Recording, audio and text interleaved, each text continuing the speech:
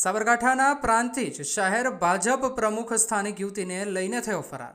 યુવતીના પરિવારજનો સાથે ટોળું પ્રાંતિજ પોલીસ મથકે પહોંચ્યું। યુવતીને શોધી માતા પિતાને સોંપવા રજૂઆત કરાઈ છે। યુવતીને ફોસલાવીને લગ્ન કરી ક્યાંક લઈ ગયાના આક્ષેપો સાથે રજૂઆત થઈ છે। યુવતીના પિતાએ 2 દિવસ અગાઉ પુત્રી ગુમ થયાની પોલીસને ફરિયાદ કરી હતી। ટ્યુશન ક્લાસીસ કરતો હતો શહેર પ્રમુખ અને સ્ટુડન્ટને ભગાડી ગયો છે। ક્લાસીસ સંચાલકો સહિત આયોજકો પર પરિવારજનોએ આક્ષેપ કર્યા છે। બનાવ એવું બનેલો છે, મારી દીકરી જે છે એ ટ્યુશન ક્લાસીસમાં અને સ્કૂલમાં ભણવા જતી હતી। એ જગ્યાએ જે એનો શિક્ષક હતો, જે ટીચર છે, જે ભારતીય જનતા પાર્ટીનો અત્યારે હાલનો પ્રાંતિજનો શહેર પ્રમુખ તરીકે એને હોદ્દો આપ્યો છે, એ એના અપકૃત્યો ઘણા અત્યારે સામે આવેલા છે।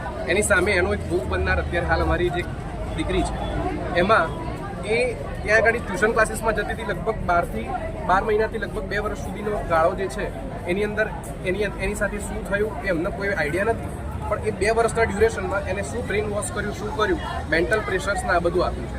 એના કારણે લગભગ 6 થી 7 મહિનામાં પ્રેશરમાં રહેતી હતી।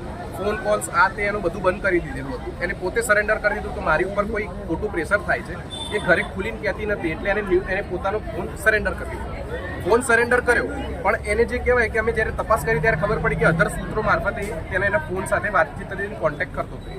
એટલે આ બધું અધર લોકોના દબાણથી બી આ જે છે એના જે બી સગાવાળા છે એના પ્રેશરથી આ બધી વસ્તુ થઈ છે। પણ એ જ્યારે લગભગ અમને શુક્રવારે ખબર પડી કે આ દીકરીને એ મેન્ટલ પ્રેશર કરી અને બ્લેકમેલિંગ કરી કોઈ ફોટોગ્રાફીસ કે વોટેવર અને મેન્ટલ પ્રેશર કરીને એ પોતે અત્યારે હાલ લઈ ગયો છે, ફરાર છે। લગભગ 36થી વધારે કલાક થઈ ગયા, અત્યારે હાલ સુધી હાજર નથી। પોલીસ સ્ટેશનમાં જાણ કરી લગભગ 36 કલાક થયા, કોઈ પોલીસ સ્ટેશનનો સપોર્ટ નથી। કદાચ હોઈ શકે કે ભારતીય જનતા પાર્ટીમાં કંઈક એનું નાનું મોટું પદ છે એટલા માટે સપોર્ટ, કદાચ પાર્ટી સપોર્ટ હોઈ શકે કે કોઈ નેતાઓનો અંદરનો સપોર્ટ હોય, જે પણ હોય, પણ અમને અત્યારે હાલ લોકલ લેવલે કોઈ સપોર્ટ નથી મળતો। એટલે અમે આ જે અમારો ગુસ્સો હતો એ લઈને અમે અત્યારે હાલ અહીંયા આવ્યા છીએ કે ગમે તેમ કરીને અમારી દીકરી અત્યારે હાજર થાય। એ વસ્તુને લઈને અત્યારે એની જે ફેમિલી છે એ હરાસમાં છે। એનો ભાઈ લગભગ કાલથી એડમિટ છે, સિરિયસ કન્ડિશનમાં છે। આ સિચ્યુએશન જોયા પછી બી એ લોકો એમના સમાજ તરફથી એવો અને એમના ફેમિલી તરફથી એવો અત્યારે રિસ્પોન્સ આવે છે કે આ ચંદ લોકોનો નાનો સમાજ છે, આ અમારું શું ઉખાડી લેશે।